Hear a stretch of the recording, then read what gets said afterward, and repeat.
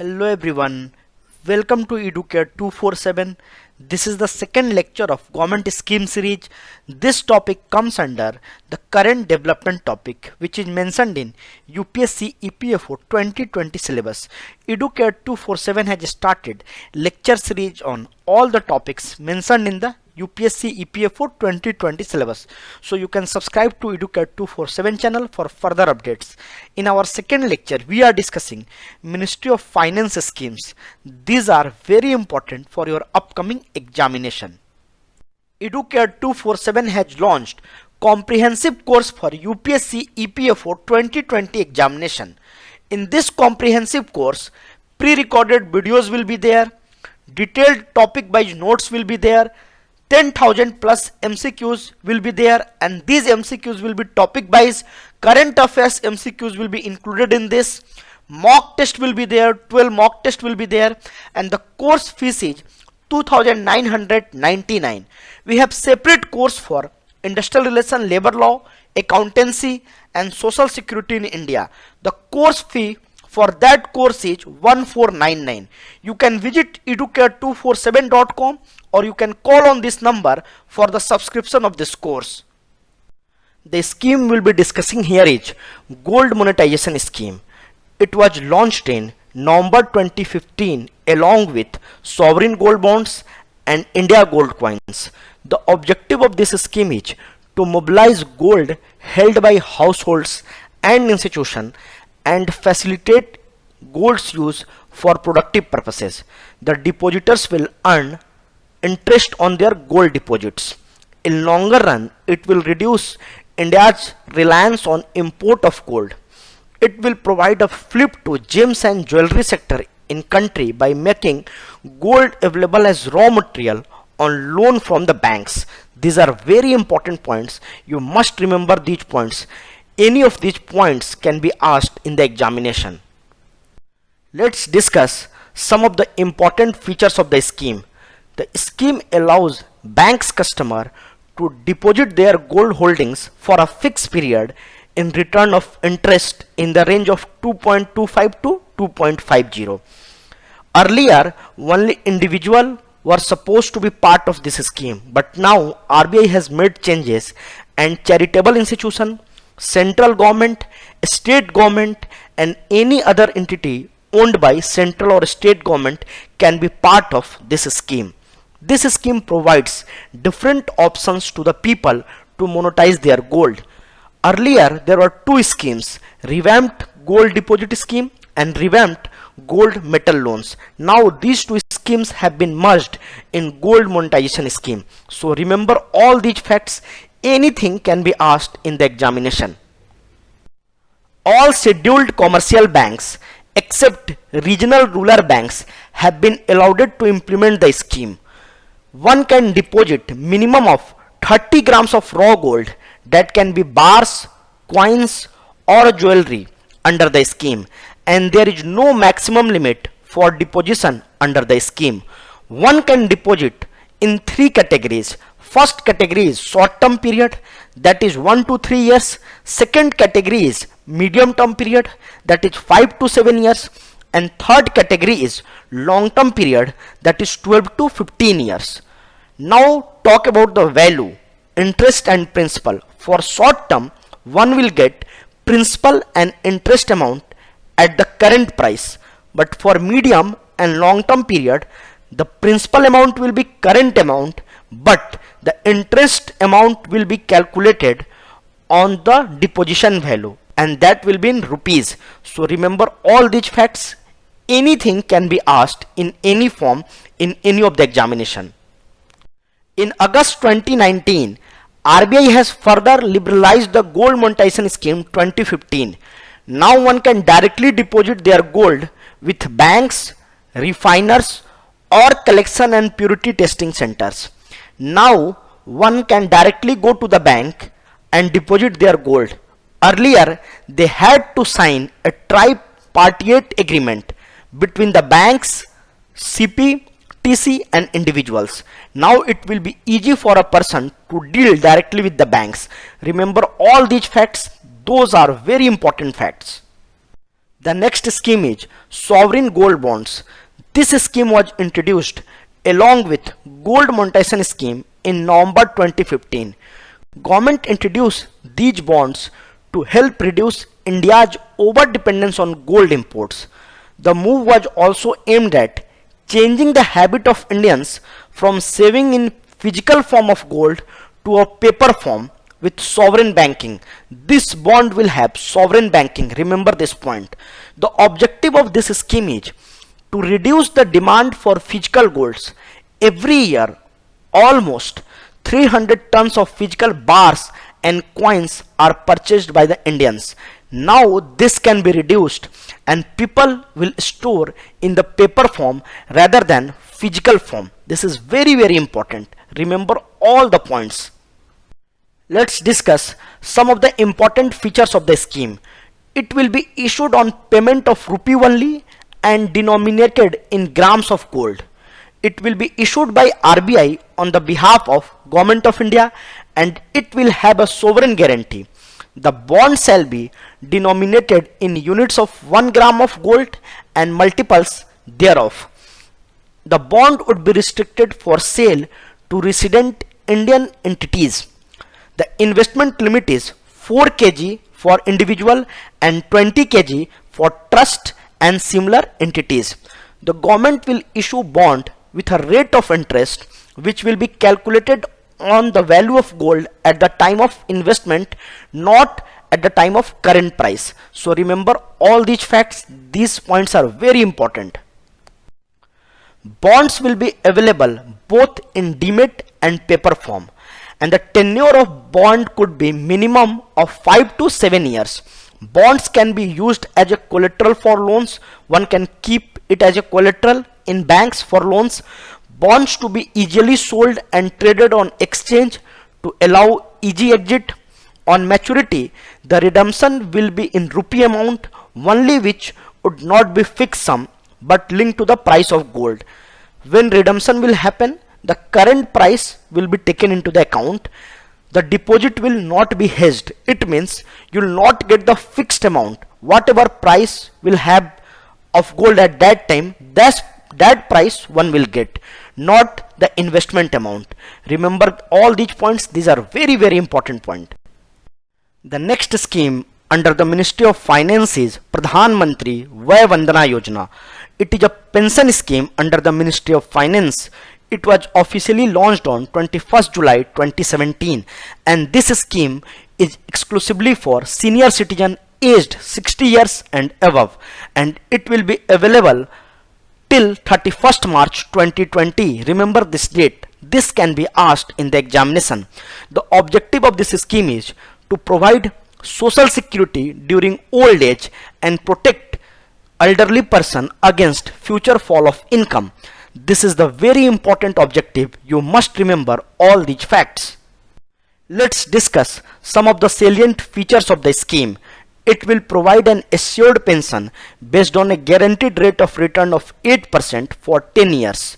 Remember this rate of return and number of years. It can be asked in the examination. One can opt for pension on monthly, quarterly, half yearly and annual basis. One can invest up to 15 lakhs.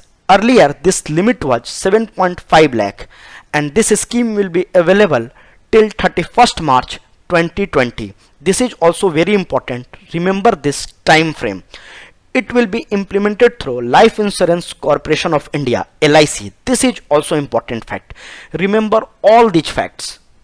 The difference between the return generated by LIC and the guaranteed 8% interest would be compensated through the subsidy given to LIC by Government of India. Remember this fact also. The scheme also allows for premature exit for the treatment of any critical or terminal illness of self or a spouse. On the death of pensioner during the policy term of 10 years, the purchase price shall be refunded to the beneficiary. Loan facility is also available after the completion of 3 policy years and the maximum loan can be availed 75% of the purchase price. Remember all this fact. This can be asked in the examination in any form. Quickly see the important facts related to this scheme. The minimum entry age is 60 years. There is no maximum entry age for this scheme. The policy term is 10 years. Investment limit is 15 lakhs per senior citizen, and one will get minimum pension 1000 per month. For quarterly it is 3000, for half yearly it is 6000, and yearly it is 12000, and the maximum pension per month is 10,000, quarterly 30,000, half yearly 60,000, and yearly 12,000. You have to multiply by 10 in minimum for the maximum. Remember this fact. This can be asked in the examination in any form. The next scheme is Pradhanmantri Jan Dhan Yojana. It is a financial inclusion program under the Ministry of Finance. The old name of this scheme is National Mission of Financial Inclusion. Many a times in examination, old name of schemes have been asked. So remember this. It is important for upcoming examination. Under this scheme, poorest of the poor will be integrated with the bank accounts. Financial inclusion scheme was launched by Prime Minister of India Narendra Modi on 20th August 2014. This is also important. Remember the launch date. Many a times in exam, launch date has been asked. The objective of this scheme is to ensure comprehensive financial inclusion of all the household in the country by providing universal access to banking facilities with at least one basic bank account to every household. कम से कम एक account हर घर में होने चाहिए. Under this scheme, financial literacy program has been launched and the credit facilities has been also launched. Some pension facilities and pension related scheme has been also launched. We have seen in lecture 1 also. Let's discuss some of the salient features of the scheme. Bank account can be opened in any bank branch or the business correspondent outlet. It is called Bank Mitra. Under this scheme, the focus is households. Earlier, the focus was villages. It focuses on coverage of rural as well as urban areas. Any individual above the age of 10 years can open basic saving bank deposit account under this scheme. Remember all these facts. This is very important. Let's see what special benefit one can get under Pradhan Mantri Jan Dhan Yojana. No minimum bank balance is required in the account. The scheme provides life cover of 30,000 payable on death of the beneficiary, but you have to fulfill the eligibility criteria. Government beneficiaries scheme will get direct benefit transfer in these accounts. So this is the special benefits under this scheme. Let's see some of the special benefits of Pradhan Mantri Jan Dhan account holder. Overdraft facility up to 5,000 will be available on this account, but this facility will be available one account per household. एक घर में एक account को ही यह facility मिलेगी. Now the overdraft limit has been raised to 10,000 and there will be no condition for overdraft up to 2,000, and the age limit to avail overdraft facility is 18 to 65 years. Earlier it was 18 to 60 years. Remember this fact also. This scheme is upgraded to every household, to every adult. Now every adult will be in focus. It means for every adult one bank account will be opened. Remember all these facts. Under this scheme, accidental insurance cover will be provided through rupee card. This is also very important fact. Remember all these facts. Let's discuss the implementation of the Pradhan Mantri Jan Dhan Yojana.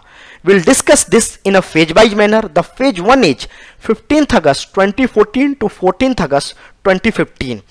Under this phase, universal access to banking facilities was provided to all households across the country. The focus was households under the phase 1, but we have seen in later phase the focus is every adult. Under the phase 1, rupee debit card with inbuilt 1 lakh accidental insurance cover was provided. Financial literacy program was implemented at village level. Expansion of direct benefits transfer under various government scheme was linked through this bank account. Issuance of Kisan credit card was also proposed under this phase. The phase 2 of this scheme was from 15th August 2015 to 14th August 2018. Under this phase, micro insurance were provided to the people and unorganized sector people were linked to pension scheme. This is very important. The phase 3 is going now and it was started on 14th August 2018. Under this phase, every household to every adult, the focus has been changed. Earlier it was every household and now it is every adult. The overdraft limit was also raised from 5,000 to 10,000 and there is no condition for overdraft up to 2,000.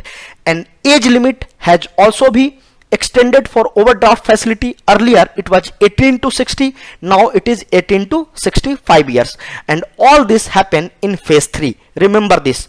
Earlier also we have discussed this fact. Remember all the facts. Anything can be asked in the examination. The next scheme is Stand Up India. Stand Up India scheme aims at providing entrepreneurship among women and scheduled caste and scheduled tribe. This scheme has been implemented by Department of Financial Services, which comes under the Ministry of Finance. What is the eligibility criteria of this scheme? Person should be SC/ST or women entrepreneurs above 18 years of the age. Loans will be provided under this scheme only for greenfield project. Greenfield project means first time venture of the beneficiaries in manufacturing or services or trading sector. In case of non-individual enterprises, 51% of the stakeholdings or shareholdings should be controlled by either SC/ST or women entrepreneurs. Borrower should not be default to any bank or financial institutions. This is the eligibility criteria for this scheme. Remember all this fact. Anything can be asked in the examination. Let's discuss some of the salient features of the scheme. Under this scheme, bank loan between 10 lakhs to 1 crore will be provided to at least one scheduled caste, one scheduled tribe or one woman borrower per bank branch for setting up greenfield enterprises. Greenfield means first time enterprise in manufacturing, services and trading sector, and all the scheduled commercial banks are covered under this scheme. The borrower shall be required to bring minimum 10% of the project cost as own contribution. Minimum 10% should be from the contributor, then they can avail the loan. This is the criteria you must remember.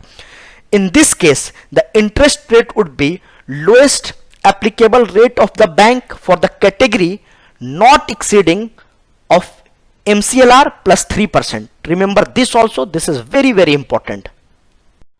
Under this scheme, the loan may be secured by collateral security or the guarantee of credit guarantee fund scheme for Stand Up India loans. This is very important.